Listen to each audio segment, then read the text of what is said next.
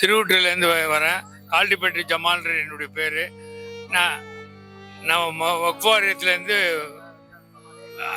சூப்பரண்டாக இருந்துட்டு ரிட்டையர்ட் ஆகிட்டு திரைப்படத்துறையில் தான் நான் வளர்ச்சி அடைகிட்டு இருக்கிறேன். ஆனால் இதுக்கு முன்னாடியே வந்து லியாக்கத் அலி கான் என்ற இயக்குனரை உருவாக்குனவர், அது இல்லாமல் 53 இயக்குனரை உருவாக்கியிருக்காரு. இருந்தாலும் லியாக்கத் அலி கானுடைய தம்பி வந்து என்னுடைய சித்தப்பா உடைய மருமனாக வந்தார். அந்த நேரத்தில் அந்த மேரேஜ் வந்து எக்மோரில் இருக்கிற சிராஜ் ஹோட்டலில் தான் நடக்கும்போது அங்கே வர்ற சந்தர்ப்பத்தை வந்து நான் இப்போ புரட்சி கலைஞர் அவர்கள் வர்றதுக்கு சந்தர்ப்பம் இருக்கும்போது அவரை பார்க்குற சந்தர்ப்பமும் அந்த அப்போது எனக்கு இப்போது 63 இருந்தாலும் அந்த நேரத்தில் எனக்கு 23 வயசு தான். இருந்தாலும் அவருடைய ஆற்றல் எல்லாத்தையும் பார்க்கும்போது எனக்கு ரொம்ப விருப்பமாயிடுச்சு. அது இல்லாமல் நானே இப்போ ஸ்டோரி லிரிக்ஸ் ரைட்டர் ஆகிறதுனால நான் வளர்ச்சி ஆகணும்னு சொன்னோம்னா இன்னைக்கு அதுக்கு பாகுபாடாக இருக்கணும்னு சொன்னால் இவருடைய நேச்சுரலிட்டி, இவருடைய என்னென்னலாம் செய்திருக்கிறாரு அப்படிலாம் பார்க்கும்போது உண்மையாலுமே சொன்னால் பெருமை கூடிய ஒரு ஆள். எனக்கு பூர்வீக புதுப்பேட்டையிலேருந்து நான் பிறந்திருந்தாலும் புதுப்பேட்டையில் இன்னைக்கு காங்கிரஸ் டிஎம்கேயோ மற்றவங்க தான் வந்திருந்தாங்க. ஆனால் அங்கேயே ஒரு எம்எல்ஏ வர அளவுக்கு நம்ம புரட்சி கலைஞருடைய எம்எல்ஏ ஒருத்தர் வந்தாருன்னா அவர் சிட்டிங்கு மந்திரியா இருந்த இளம்பருதியே வந்து பருதி இளம்பருதியை வின் பண்ண சந்தர்ப்பத்தை ஏற்படுத்தினார். அது வேற இல்லாம இன்னைக்கு இருக்கிற சூழ்நிலையில பாத்தீங்கன்னா இன்னைக்கு அவர் எவ்வளவோ வளர்ச்சி வளர்ந்திருந்தாலும் சரி, ஆனா இந்த மாதிரி ஒரு வளர்ச்சி வந்து யாருக்குமே கிடைக்காது. அது எதை பத்தி நான் சொல்றேன்னு கேட்டீங்கன்னா, அரசியல்ல வந்து இவர் இணைஞ்சாலும் இன்னைக்கு ஒரு ஆளுமே யாருமே இல்லாம ஒரே ஒரு துணையா இருந்து இன்னைக்கு எம்எல்ஏவா ஆகி அது அது முறை அடுத்தது அம்மா ஜெயலலிதாவுடைய கூட்டணி ஏற்பட்டு கலைஞரே எம்எல்ஏ ஆயிருந்தா கூட சரி எதிர்கட்சி தலைவராகவே வர்றதுக்கு சந்தர்ப்பத்தை கொடுங்க. ஆனால் இவர் மேற்கொண்டு தேர்ச்சி பெற்றிருந்தா இன்னைக்கு சிஎம்மாகவே கூட ஏற்படுறான். இன்னொரு விஷயம்னா அன்னைக்கு கூட பாருங்க புரட்சி கலைஞருடைய எல்லா ஆர்டிஸ்டுங்க வந்து அவருடைய நினைவு வேந்தல் நடத்தினாங்க காமராஜ் அரங்கத்தில். அதுக்கும் போயிட்டு அதையும் பார்க்குற சந்தர்ப்பம் எனக்கு கிடைச்சிருக்குது. இருந்தாலும் இப்படி ஒரு மனுஷரை வந்து பார்க்கறதுன்னா சர்வசாதாரணம் இல்லை. எல்லாரையும் பார்க்கலாம், எல்லாரையும். ஆனால் முஸ்லீமுக்கு வந்து இன்னைக்கு உறுதுணையாக இருந்திருக்காரு சொன்னா இவருக்கு வளர்ச்சி ஆனவங்களே வந்து இப்ராஹிம் ராவுத்தர்ன்றவர் தான் வளர்ச்சி ஆகினாரு, வளர்ச்சி ஆக்கியிருக்காரு. இருந்தாலும் அந்த வளர்ச்சியை வந்து இன்னைக்கு எப்பவும் ஈடுபடுத்தாம அதை வந்து எந்த ஒரு இதுக்கு அவரு காங்கிரஸ்ல இருந்தாலும் சரி. இன்னொரு பெரிய ஒரு பாக்கியம் எனக்கு கிடைச்சுன்னா இவருடைய திருமணத்திலையும் மூப்பனாருடைய தலைமையில நடந்த திருமணத்திலையும் கலைஞர் தலைமையில நடந்த இதுலயும் வந்து கலந்து கொள்ளுகிற பாக்கியத்தை பெற்ற ஒரு இருக்குன்னு சொல்றது எனக்கு அது பெருமையாக இருக்கிறது. ஆனா இவரெல்லாம் இழந்துட்டோன்னு சொன்னா என்ன சொன்னேன், நடிகர் திலகத்திலேயே பாத்தீங்கன்னா நடிகர் சங்கத்திலேயே 1008 கடனோட தான் இருந்துச்சு. அந்த கடத்தையே அடைச்சி அதற்கு என்னென்னலாம் செய்ய வேண்டுமோ அவ்வளவு முயற்சிகளை எடுத்து அந்த கடத்தை அடைச்சிக்கிற அளவுக்கு ஆக்கியிருக்கிறார். ஆனா இப்படிப்பட்ட ஒரு மனிதரை வந்து இழந்துட்டாங்கன்னு சொன்னோம்னா உண்மையாலுமே சில பேர் இறந்துட்டாங்கன்னு சொல்லுவாங்க. ஆனா இவர் இறக்கவில்லை, நம்முடன் வாழ்கின்றார் என்ற ஒரு எண்ணத்தோடவே இந்த இஸ்லாமிய சமுதாயத்தில் இருக்கிற திருவூற்றில் இருக்கிற கால்டிபேட் ஜமால் ஆகிய நான் இன்று சொல்லுகிறேன் என்றால் எம்மதம் சம்மதம் என்ற ஒரு சந்தர்ப்பத்தில் இருக்கின்ற காரணத்தினால். ஆனா இவர் தான் இன்னொன்று சொல்லணும்னா இவர் முதல்ல உருவாரத்துக்கு வந்ததே வந்து இனிக்கும் நிலையம் என்ற படத்துல அதுக்கு டைரக்டரா இருந்தவரே ரிப்ளிகன்ல இருந்த எங்களுக்கு தூரத்து சொந்தமான இருந்த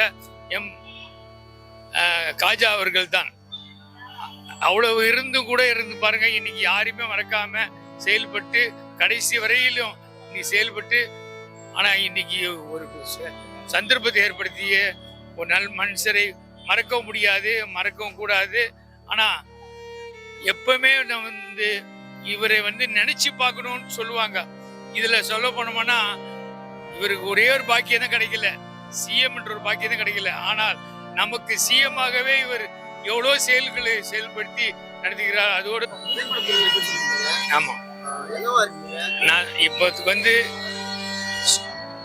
ஸ்டோரி லிரிக்ஸ் ரைட்டரா இருந்து என்னோட கதையை படமாகிற அளவுக்கு நான் ஏற்படுத்தியிருக்கிறேன்.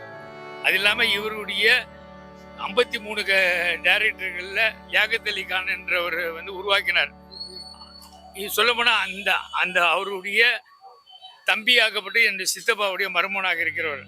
அதுக்கு எக்மூரில் நடந்த சிராஜ் மண்டபத்தில் தான் நடக்கும்போது அந்த அந்த நேரடியாக பார்க்குற சந்தர்ப்பத்தை கிடைச்சது எனக்கு. ஆனால் இது வரைக்கும் எதிர்கட்சி தலைவர், இன்னைக்கு இவ்வளோ தலைவர் இருந்து கூட எதிர்கட்சி தலைவராக சந்தர்ப்பத்தை ஏற்படுத்தியவர். அது நடிகர் சங்கத்தில் இன்னைக்கு எவ்வளோ தலைவர்கள் இருந்தாலும் சரி, ஆனால் கடத்தை அடைச்சி இன்னைக்கு வெல்நோனாகவும் அந்த கடத்தை அடைக்கிறதுக்கு எவ்வளோலாம் பாடுபட்டு அதுக்கு என்னெல்லாம் செய்ய வேண்டுமோ அந்த செயல்படுத்தியதுக்கு நான் அவரை மறக்க முடியாத சூழ்நிலையில் இருக்கிறேன் தெரிவித்து கொண்டு யாரும் மறக்கக்கூடாது என்றது தான் என்னுடைய எண்ணமாக.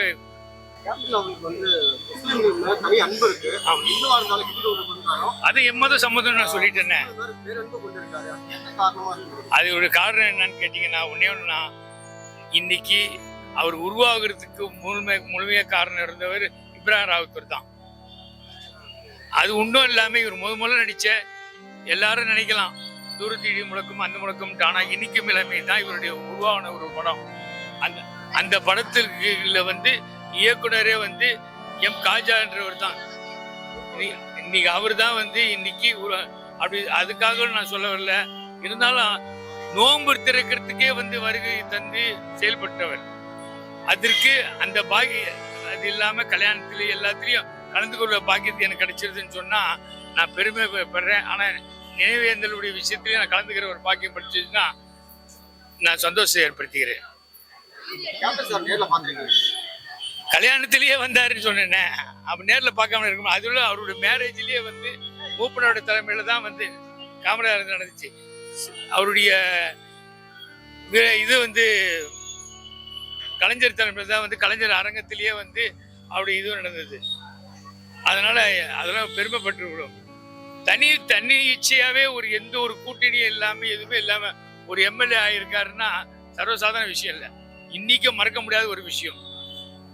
அதனால எக்கருத்துன்னு சொல்றேன், முஸ்லீமுக்கும் தான் நண்பராக இருக்கான்னு நினைக்காதீங்க. எம்மதம் சம்மதம்ன்ற எல்லோருக்கும் அவர் நண்பராக இருந்து செயல்பட்டவர். அந்த ஒரு எண்ணங்களை வச்சுதான் மாணவர்களும் சரி இன்னைக்கு உள்ள மக்களும் சரி ஈடுபடணும்னு தான் நான் சொல்ல வேண்டுகிறேன்.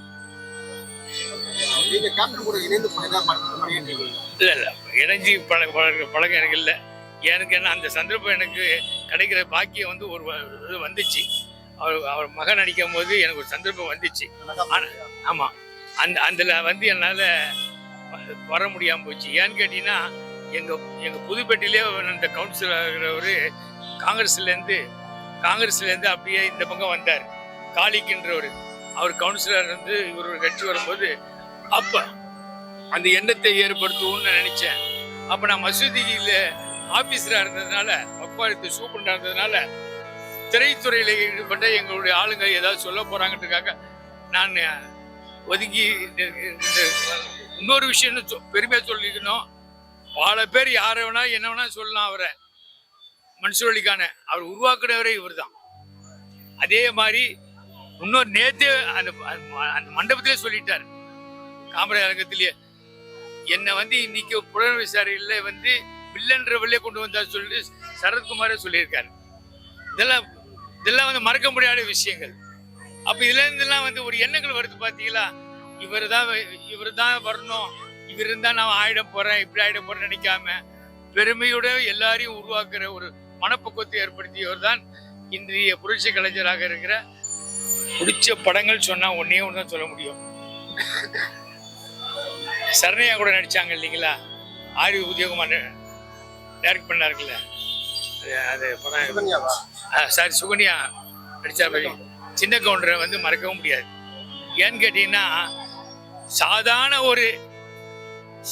ஒரு லெவல்ல இவர் எவ்வளவு வந்திருந்தாலும் சரி, மனோரமாவை வந்து இன்னைக்கு இந்த பள்ளி விஷயமாவே ஏற்படுத்தி அவங்க நிக்கல் பண்ணும் போது அப்படி பெரியவங்களை பண்ணக்கூடாதுன்னு சொல்லிட்டு அந்த மனம்பாக்கத்து சொல்லி செஞ்ச பார்த்தீங்களா, பெரிய விஷயம்.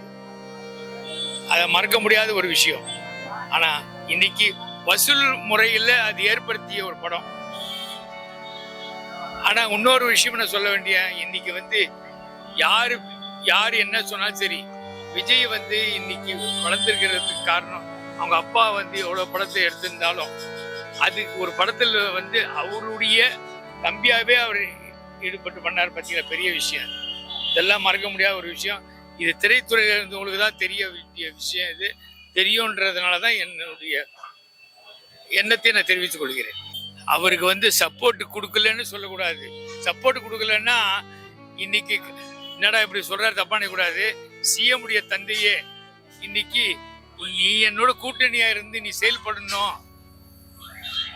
அப்படின்றதுக்காக கூட செயல்படுறதுக்கு அவரே அழைச்சிருக்கிறார்.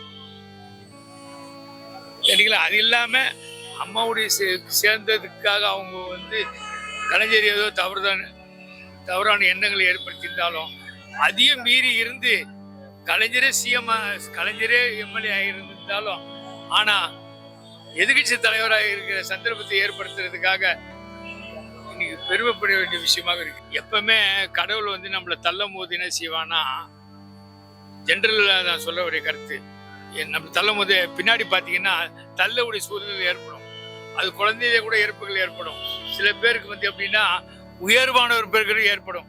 இவ்வளவு உயர்வா ஏற்படுத்தி பண்ணியிருக்கான்னு சொன்னா கடவுளாவதான் நீ என்ன வெளியில மட்டும் நீ ஈடுபடுத்திருக்கிறிய, என் பக்கமும் நீ வந்து ஈடுபடணும் அப்படின்னு கூட அவர் அழைச்சிட்டு போயிருக்கலாம்.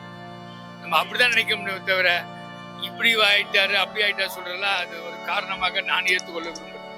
அது என்னுடைய மனதார சொல்லிடுறேன். ஆனா யார் என்ன நினைக்கிறாங்க எனக்கு தெரியாது.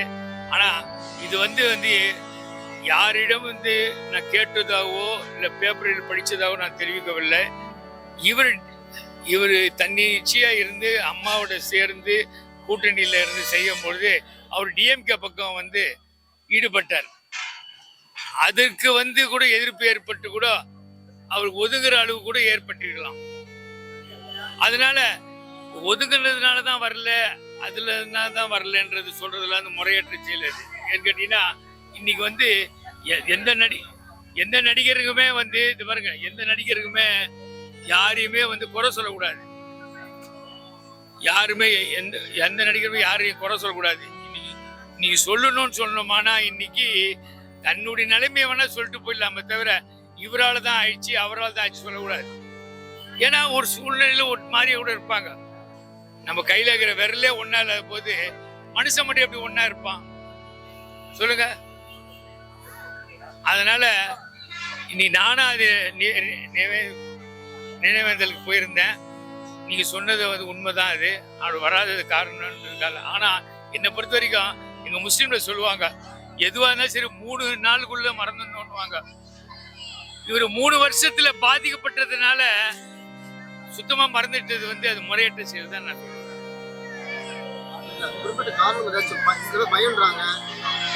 இதுல என்ன பயம் என்ன இருக்குது? அதான் பாருங்க, மக்கள் அடிச்சிருவாங்க சொன்னா இன்னைக்கு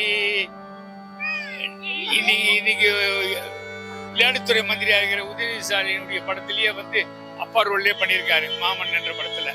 இப்ப அவங்களுடைய தயவுடவே இவர் வர முடியாதா? இதெல்லாம் பாருங்க, ஆட தெரியாத மேடை கூட்டுறோன்னு சொல்லுவாங்களாம், சரிங்களா? அதனால தனக்கு முடியல அதனாலதான் வரலன்னு சொல்றதெல்லாம் தவறான விஷயம், புரியுதா? அவரு அன்னி நேரத்துக்கு வர்றதுக்கு சந்தர்ப்பம் கிடைக்கல, அவ்வளவுதான். அந்த பாக்கியத்தை அவர் எழுதிட்டாரு தான் சொல்ல முடியும். ஏங்க ஒரு மன்சூர் அலிகான் வந்திருக்காரு, இப்ப உருவாகின ஆளுங்க எல்லாம் வந்து கமலுக்கு அவருக்கு என்ன சம்பந்தம் இருக்குது? ஹலோ, கமலுக்கு அவருக்கு என்ன சம்பந்தம் இருக்கு? அவர் வந்தாரு இல்லையா? சரி, இவரு வரலன்றீங்களே, ஏதோ பிரச்சனை அந்த மாதிரி பிரச்சனை வரலன்றீங்க. ரஜினிகாந்த் வரலையா? அதுக்கு நம்ம குறை சொல்ல முடியுமா? அந்த ப்ரோக்ராம் ரஜினிகாந்த் கூட தான் வரல, அதுக்கு வந்தார் சார். இதுக்கு நினைவேந்தல் விஷயமா நான் சொல்ல வரேன். அதனால யாரு எப்படி குறை சொல்றதுல முறையற்ற செயல் கேட்டீங்களா? அதனால எல்லாரும் வரணும். எங்க இஸ்லாமிய சமுதாயத்துக்கு பிரகாரமா மருந்தோ விருந்தோ 3 நாட்கள் தான் சொல்லுவாங்க. அந்த 3 நாளையும் வந்து பின்னிச்சு வராம இருக்கிறாங்கன்னா அவங்க செய்த செயல் நான் சொல்ல மாட்டேன், அவருக்கு கிடைக்காத ஒரு பாக்கியம் தான் நான் சொல்லுவேன். நினைவஞ்சலியாகவே நான் இதை ஏற்படுத்தி கொண்டு என்னுடைய நினைவை உறுதி செய்து கொள்கிறேன்.